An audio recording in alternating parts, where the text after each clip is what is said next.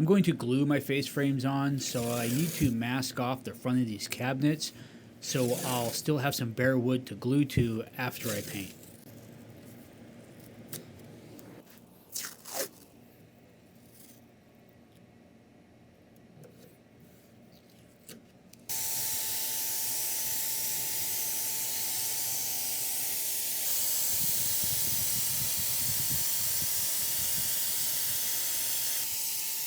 It didn't take me long to do the smart thing, and I went and put a mask on.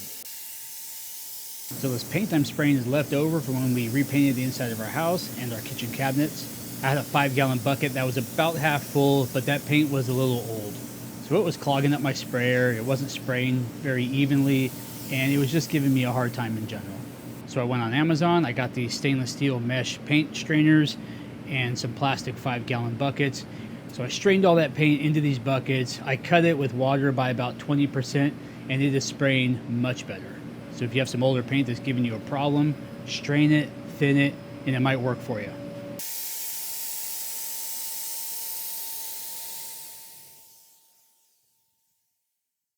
So I ripped some poplar down into these strips, and I'm just going through my drawing and I'm marking the strips so I can rough cut them to the lengths I need for my face frame pieces.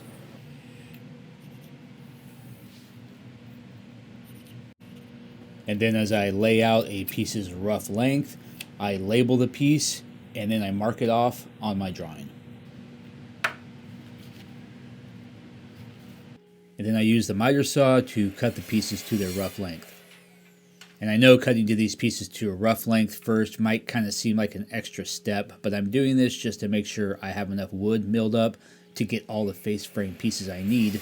And I also have to work around the knots you see in this wood. So I can't just grab a 4-foot long board, for instance, and expect to get 4 1-foot pieces of face frame out of it, because there might be a knot right in the middle of one of those pieces, which obviously I don't want. And I do have several pieces of face frame that are all the same length, so I rough cut some wider boards to length, and now I'm ripping them down on the table saw to their final width. I don't think I filmed the first part of this, but I'm also making 8 shelves for these cabinets, and those shelves need a piece of trim on the front, which is what I'm doing here.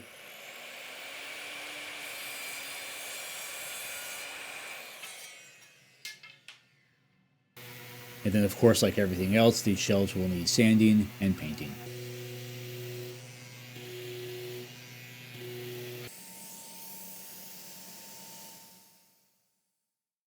And of course, all the face frames also needed painting.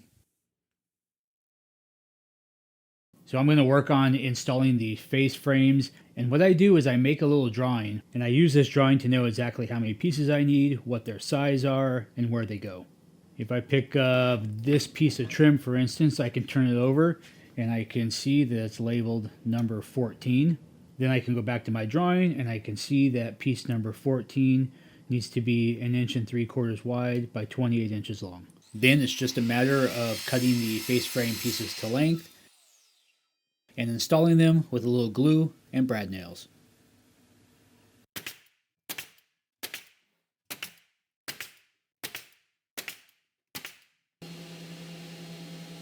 So after a little wood filler in the nail holes and some touch-up paint, the face frames were looking really good. So then it was time to move on to building my doors. And as always, the process starts with milling lumber.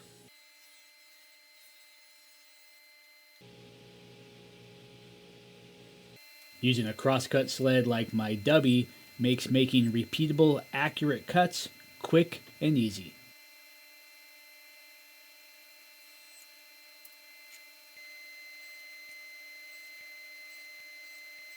And here I'm using the track saw to cut this 1/4 inch Baltic birch into the panels I need to build my shaker style 5-piece doors. Since I do have a small shop and there's not a lot of room to move around, I find it easier to use the track saw to rip and crosscut large pieces of plywood as opposed to doing it with my table saw. And here I'm using a set of router bits that are designed to mill tongue and grooves in 3/4 inch material.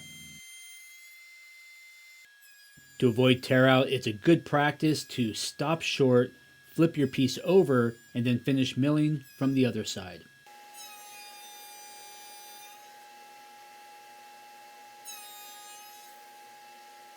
And then I would use setup blocks to double check everything. If this is centered properly, I should have a 1/4 inch on each side, which I do. That is perfect. I check it with my fingers. That's flush there.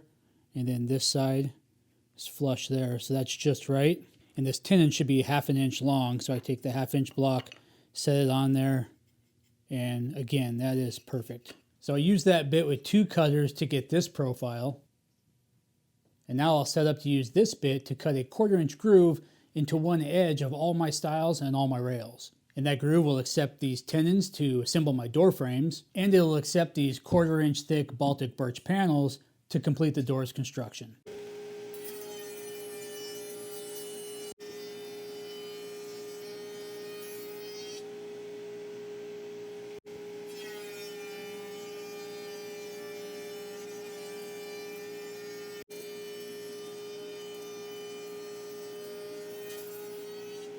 So I gave the flat panels a good sanding. Now I'm sanding the rails and stiles. It's a lot easier to get to some of the parts of these doors when they're disassembled, especially this edge where the groove is cut. Once this door is assembled and the panel is in there, it'd be really hard to get to that little 1/4 inch wide edge. And I'm using this large sanding block from Permagrit to get down inside that groove and just ease that inside edge a little bit. I think it'll make assembling these doors a little easier.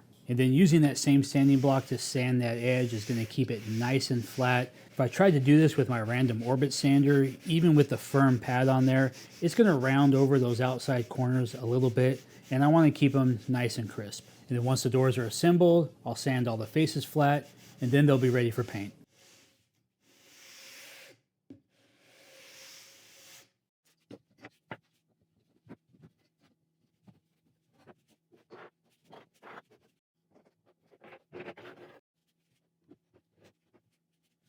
So for the first 2 or 3 doors, I did a dry fit, checked them for square, and then I took them apart and glued them up. They all went together really nice. They were nice and square. I didn't have to make any adjustments. So for the rest of the doors, I skipped the dry fit and just went straight to the glue up. Of course, I checked them for square, and they all were perfect.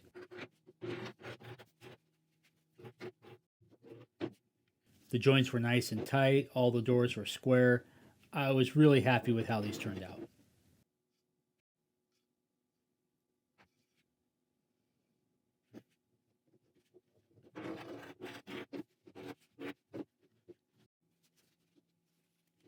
Just 11 more to go.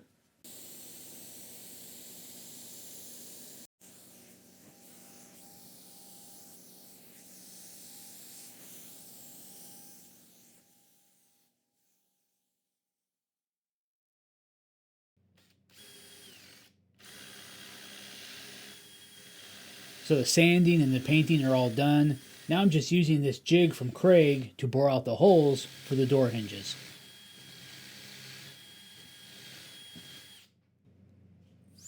If you don't have one of these handy little mini blowers, I would suggest you get one. I personally have 2, and I use them several times a day anytime I'm working in the shop. I place the hinge in the drawer, square it up, and then use a Vicks bit to pre-drill for my screws.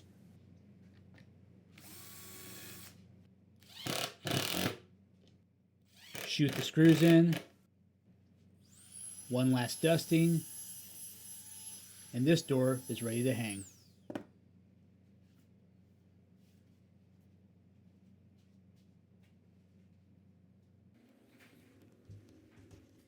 And here's another jig from Craig to help me hang the doors.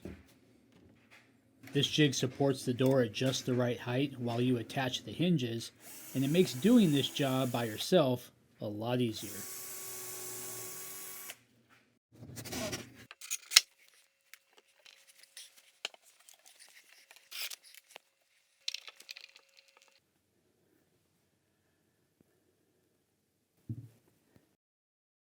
So all the doors are on. This is what the cabinet currently looks like. I don't have a top done yet, but you will notice that there are drawers installed. As you can see, the drawer fronts look like a 5-piece construction, but they're actually made from one solid piece of wood. And I'm going to make a separate short video on building the drawers and how I made these drawer fronts. Alright guys, that's it for this one. Check out the links in the description if you're interested in any of the tools you saw in the video. Thanks for watching, and I'll see you next time.